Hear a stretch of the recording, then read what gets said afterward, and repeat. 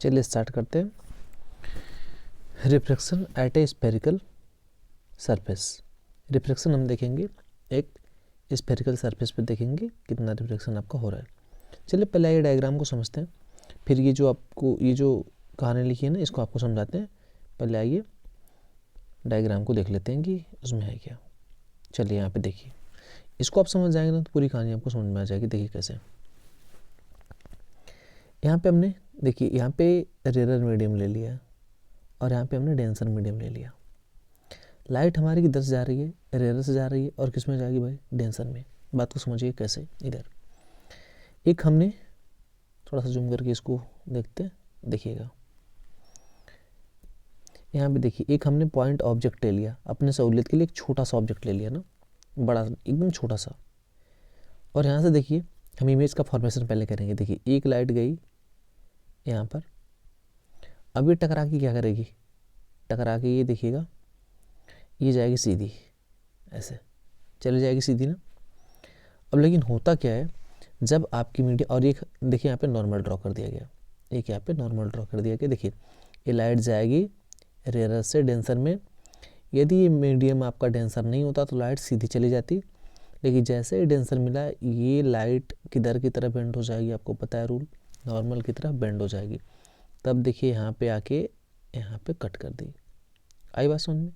तो किसी भी ऑब्जेक्ट का इमेज बनाने के लिए दो रे चाहिए होता है। एक रे तो ही हो गया, देखिए एक रे हमने सीधे से पास करा दिया ऐसे। देखिए जिस पॉइंट पे कटेगा वहीं पे इसका इमेज बन गया। देख लीजिए ये बन गया आपका इमेज। ये बात क्लियर हुई। ऑब्जेक्ट यहाँ पे रखा गया था, एक एकदम छोटा सा ऑब्जेक्ट, पॉइंट ऑब्जेक्ट था यहाँ पर, और उसका इमेज बन गया इस पॉइंट पर, आई पॉइंट पर। ये बात क्लियर हो गया। चलिए फिर आगे समझिएगा। अब यहाँ पे देखिए होगा क्या, अब जितने भी डिस्टेंसेस हैं सब लिख दे रहे हैं हम। देखिए यहाँ से ये जो आपका एम पॉइंट है, जो आपका एम पॉइंट है, एम पॉइंट से सी रेडियस आप कर्वेचर कहते हैं, उसे आर से दिखा दिया। और जहाँ पे इमेज आपका बना है उस डिस्टेंस को हम किससे दिखाते हैं, भी से दिखाते हैं, हमने भी से दिखा दिया। और जहाँ पे ऑब्जेक्ट की डिस्टेंस है हम किससे दिखाते हैं, यू से दिखाते हैं। ये बात तो इतना क्लियर हो गया। और देखिए जो एम एन पॉइंट है ना, ये जो एम एन पॉइंट है ना, ये हम इसको तो एकदम नॉर्मल मानेंगे, एकदम सीधा मानेंगे। हम ये मानेंगे कि आपका जो ये कर्वेचर है ना, ये जो कर्वेचर आप देख रहे हैं ना, इसको हम एकदम सीधा मानेंगे ऐसे। ये पॉइंट को हमने एकदम सीधा मान लेंगे। तो यहाँ से कुछ बातें हम निकाल लेते हैं। यहाँ पे देखिए कैसे, ये हो गया आपका एंगल ओ, ये हो गया एंगल सी, और ये हो गया एंगल आपका आई। यहाँ से हम पहले करते क्या ना, यहाँ से tan ओ की वैल्यू निकाल लेते हैं। यहाँ पे इसे tan ओ कह लेंगे हम, ठीक है ना। बोलेंगे tan ओ, थीटा को यहाँ पे थीटा मान सकते थे, तो ओ आपके एनसीईआरटी में दिया तो हमने ओ यहाँ पे मान लिया। तो tan या ऐसे बोल सकते हैं एन ओ एम भी बोल सकते हैं, ठीक है। तो हमने m यहाँ पे tan ओ दिखा दिया, या आप बोल सकते हैं एन ओ एम, जो बीच वाला वो ये होता है tan। तो tan थीटा इक्वल टू क्या होता है, परपेंडिकुलर टू बेस। तो ये क्या हो जाएगा, परपेंडिकुलर।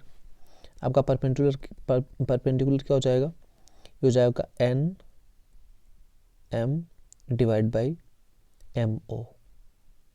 ये आ गया, tan ओ की वैल्यू आ गई यहाँ पे। अब देखिएगा आगे, इसके बाद एनसीईआरटी में जो लिखा है ना पूरा एकदम आराम से आपको समझाएंगे। पहले यहाँ पे पहले तीनों एंगल देख लेते हैं, फिर यहाँ पे कौन सा एंगल बना है, एंगल सी। देखिए एंगल सी है ना, एंगल सी फिर निकाल लेंगे हम tan सी। यहाँ पे निकाल लेते हैं tan सी इक्वल टू कितना हो जाएगा, tan सी इक्वल टू हो जाएगा, देखिए परपेंडिकुलर फिर से बेस। परपेंडिकुलर कितना है, हर बार एन एम ही रहेगा आपका परपेंडिकुलर। बेस कितना आ गया आपका, एम एम सी, हमने लिख दिया एम सी। तो देखिए आपका ये बेस बन गया। इसके बाद फिर आगे ले लेते हैं यहाँ पे tan आई। देखिए यहाँ पे आई देख रहे हैं ना, यहाँ पे हम tan आई ले लेते हैं। देखिए tan आई है तो हो जाएगा आपका tan आई, यहाँ पे हम ले लेते हैं tan आई इक्वल टू हो जाएगा आपका, देखिए ये आपका हो गया परपेंडिकुलर, फिर से एन एम डिवाइड बाई इसका ये पूरा का पूरा, देखिए ये बेस एम आई, यहाँ पे हो गया एम आई। तीन बात को ध्यान में देखिएगा, इरेज करके आपको दिखाते हैं। देखिए कैसे, बात को समझिएगा। देखिए ये आपके ये बाकी के सारे इरेज करते रहें, बस 3 आपको देखना है, 3 चीज़ पे फोकस करना है। कौन कौन से पे, वो देखिएगा आप, इधर देखिएगा।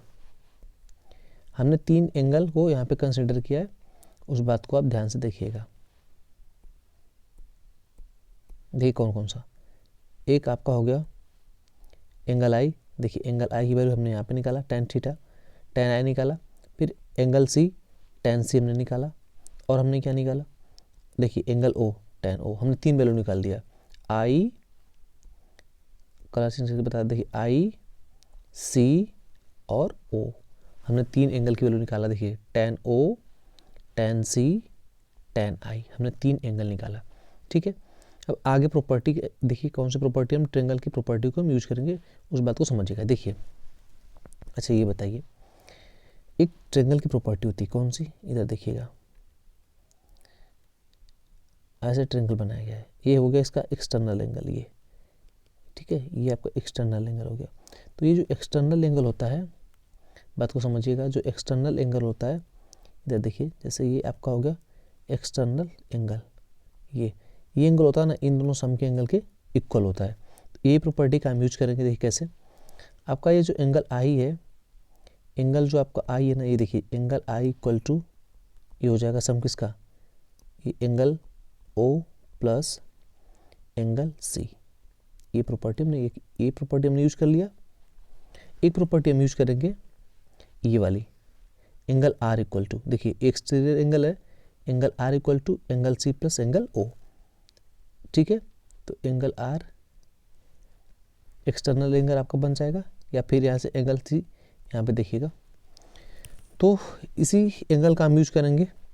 आपको चलिए पहले ऊपर एनसीईआरटी में जो लाइन है उसको पढ़ के दिखाते रहे, फिर बात को समझाते हैं। देखिए कैसे,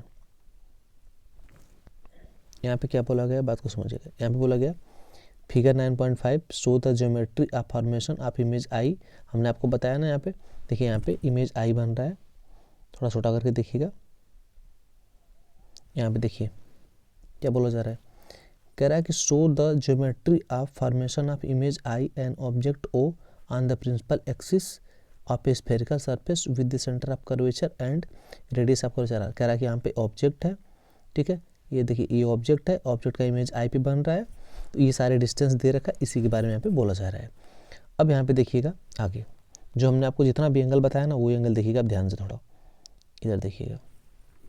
देखिए यहाँ पे tan सी हमने आपको पहले निकाला था ना, tan सी, हमने आपको tan सी इक्वल टू बताया था कितना होता है भाई, हमने कहा tan सी, देखिए ये आपका tan सी क्या हो जाएगा, mn, देखिए ये लिखा है ना mn, देखिए mn, ये हो गया tan थीटा इक्वल टू क्या होता है, परपेंडिकुलर टू बेस, mn हो गया।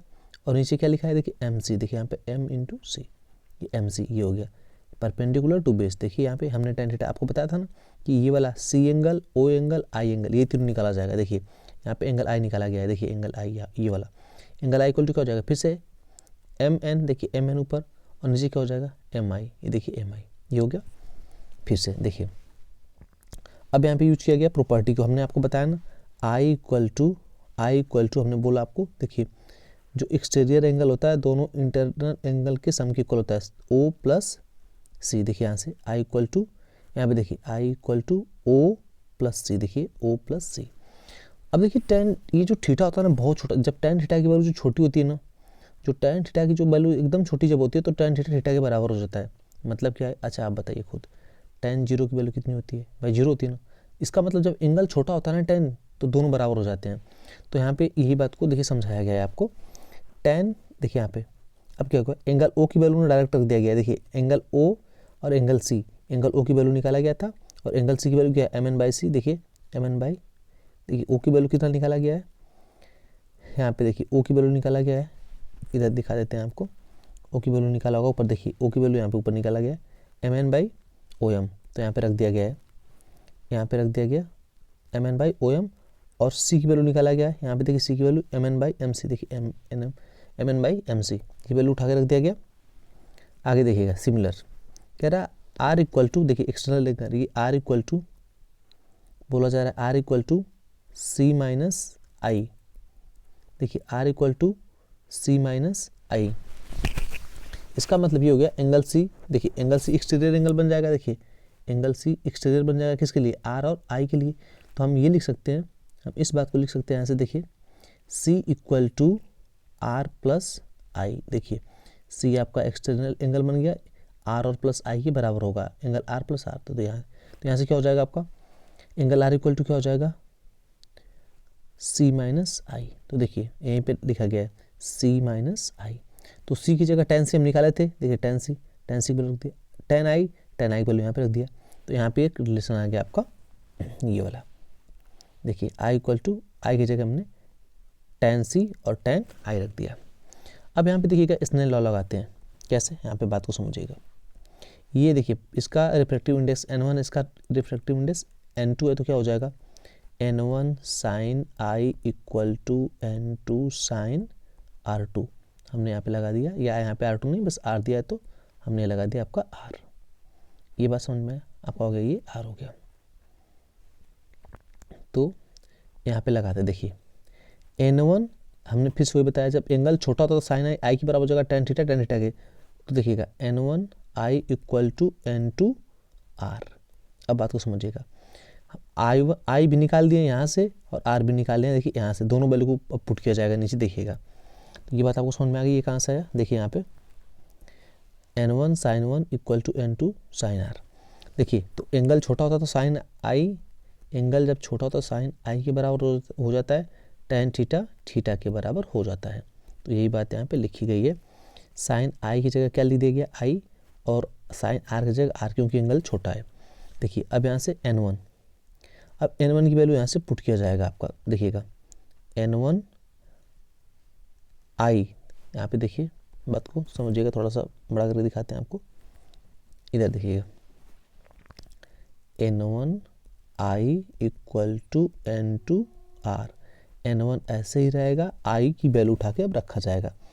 आई की वैल्यू देखिए ऊपर निकाला गया था, देखिए यहाँ पे आई की वैल्यू निकाला गया, यहीं पे निकाल के आपको दिखाते हैं। देखिए n1 आई की जगह ये वैल्यू रख दी जाएगी mn by O M plus mn by mc equal to n2 R की जगह ये वैल्यू, देखिए आर की जगह ये value mn by mc minus mn by mi। अब देखिएगा यहाँ भी mn, यहाँ भी mn, यहाँ भी mn, यहाँ भी mn, कॉमन करके कट जाएगा, क्या बचेगा अंदर, अंदर बचेगा n1 1 by O M plus 1 by mc equal to n2 1 by mc minus 1 by mi, ये बचा। अब देखिएगा बात को समझिएगा, अब देखिए n1 ओ एम की वैल्यू रख दिया जाएगा, ओ एम देखिए यहाँ पर ये ओ है, ये m है, ये डिस्टेंस क्या है u है, किस में लेंगे हम, माइनस में लेंगे, क्योंकि रे इधर जा रही है, हम उसके अगेंस्ट में जा रहे हैं, according to sign convention.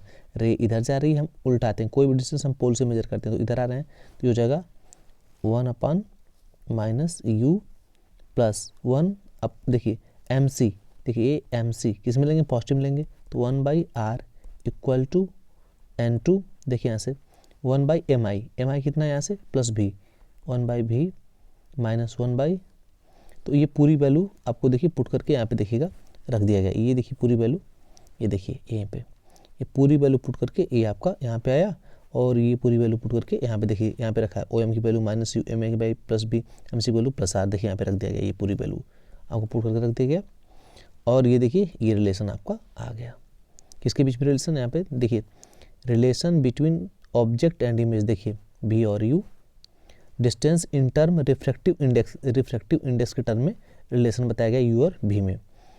Of the medium the radius of curvature curve surface it hold the curve spherical surface. तो यही बताया जा रहा है आपसे कि u और v का रिलेशन बताया गया किसके रिस्पेक्ट में, रिफ्रैक्टिव इंडेक्स के रिस्पेक्ट में। अब अगला पार्ट अपलोड किया जाएगा। Thank you.